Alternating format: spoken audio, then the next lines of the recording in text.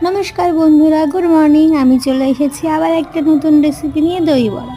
দই বড়া বানাতে গেলে ডালটাকে 3-4 ঘন্টা আগে ভিজিয়ে রেখে দিতে হবে।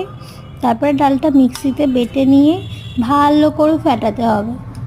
ফেটিয়ে নিয়ে ওটাতে মৌরি, লবণ, একটু চিনি দিয়ে গোল গোল করে বড়া ভেজে নিতে হবে।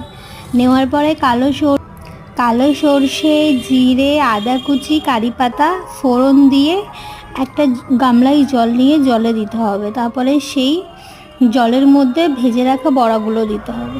দেওয়ার পরে ফ্রিজে দই বসিয়ে রাখলে, আমি দইটা বাড়িতেই বসিয়েছিলাম, তো দইটাকে ভালো করে ফেটিয়ে নিয়ে ডিপ ফ্রিজ থেকে 2-4 কুচি বরফ নিয়ে ওটাকে ফেটাতে হবে।